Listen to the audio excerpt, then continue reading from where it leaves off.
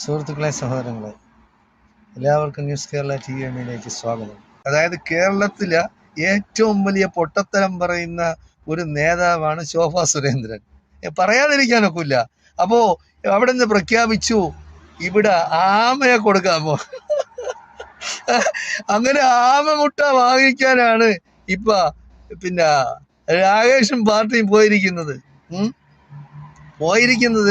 ഡൽഹിയിൽ പോയി മോഡിയെ കാണണം, സ്വീകരണം ഏറ്റുവാങ്ങി ആമ മുട്ടയുമായിട്ട് വരും. അപ്പൊ കോർപ്പറേഷനിലുള്ള ഓരോ കൗൺസിലർമാർക്കും ഇത്ര മുട്ട വെച്ച് കൊടുക്കും, അത് ജനങ്ങൾക്ക് കൊടുക്കും. എന്നിട്ട് പിന്നെ ശോഭാ സുരേന്ദ്രൻ പറഞ്ഞതനുസരിച്ചാണെങ്കിൽ അങ്ങ് കാസർഗോഡ് മുതൽ ഇങ്ങ് പാറശാല വരെ ലോകത്തിന്റെ വിവിധ ഭാഗങ്ങളിൽ നിന്നും ടൂറിസ്റ്റുകളെത്തും ഈ ആമയെ കാണാൻ. ലോകത്തെങ്ങും ഇല്ല ആമ.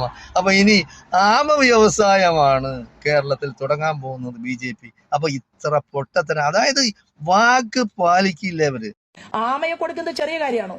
ടർട്ടിൽ ടൂറിസം എന്ന് പറയുന്നത് പുരോഗമനപരമായി കേരളത്തിൽ നടന്നാൽ കാസർഗോഡ് മുതൽ തിരുവനന്തപുരം വരെയുള്ള പ്രദേശങ്ങളിൽ ലോക രാജ്യങ്ങളിൽ നിന്ന് ആളുകൾ വരും. മോഡിയുടെ തള്ളി നിങ്ങൾ നോക്കണം. നേരത്തെ എന്ത് പറഞ്ഞിട്ടാണ് കയറിയത്?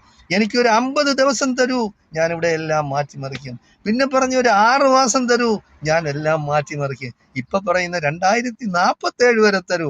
ഇയാള് ജീവിച്ചിരിക്കുമോ മരിക്കുമോ എന്ന് ആരറിഞ്ഞ്? 2047 വരെ BJPക്ക് ഭരണം കൊടുക്കണമെന്നാണ്. അപ്പൊ ഇവിടെ എന്ത് ചെറ്റത്തരവും വിഡ്ഢിത്തരവും പറഞ്ഞ് ജനങ്ങളെ പറ്റിക്കാണ്. അതായത് എല്ലാവരെയും കുറെ പേരെ എല്ലാ കാലത്തേക്കും പറ്റിക്കാമെങ്കിലും എല്ലാവരെയും എല്ലാ കാലത്തേക്കും പറഞ്ഞു പറ്റിക്കാനൊക്കില്ല. അത് BJPക്കാരനും RSSകാരനും മനസ്സിലാക്കണം. അവരെന്ന് പറയുന്നത് വിഡ്ഢികളുടെ സ്വർഗത്തിലാണ്, വിഡ്ഢികളുടെ ലോകത്തിലാണ് അവർ ജീവിക്കുന്നത്. അവർക്ക് ഈ യാഥാർത്ഥമായ ജീവിതമോ യഥാർത്ഥത്തിൽ പാവപ്പെട്ട മനുഷ്യരെ പറ്റി യാതൊരു ചിന്തയുമില്ല. അവരുടെ ലക്ഷ്യം എന്ന് പറയുന്നത് വേറൊന്നുമല്ല. 2 ഗുജറാത്തികൾ, മോഡിയും അമിത്ഷായും 2 ഗുജറാത്തികൾക്ക് വേണ്ടി ഭരിക്കുന്നു.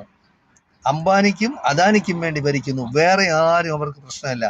ഈ അദാനിയുടെയും അംബാനിയുടെയും അവരുടെ ഉയർച്ചയ്ക്ക് വേണ്ടി, അവരുടെ വളർച്ചയ്ക്ക് വേണ്ടി, അവർക്ക് ആയിരക്കണക്കിന് കോടി ഉണ്ടാക്കുന്നതിന് വേണ്ടിയുള്ള പിന്നെ പരിശ്രമങ്ങളാണ്. ഏത് എടുത്താലും ശരി, ഏത് കച്ചവടം നടത്തിയാലും ശരി, അവിടെ അവർക്ക് കമ്മീഷൻ കിട്ടും. അവരാണ് ഭരണം നിയന്ത്രിക്കുന്നത് RSSും അദാനിയും അംബാനിയുമാണ് ഇന്ത്യയുടെ ഭരണം നിയന്ത്രിക്കുന്നത്. അപ്പൊ അത് അനുസരിച്ച് കേരളത്തിൽ ഉണ്ടാക്കാമെന്നാണ് ഈ BJPക്കാരും RSSകാരും കരുതിയിരിക്കുന്നത്. നമ്മൾ കരുതിയിരിക്കണം. വരുന്ന ഇലക്ഷൻ വരെയാണ്, നിയമസഭാ തെരഞ്ഞെടുപ്പ് വരെയാണ്.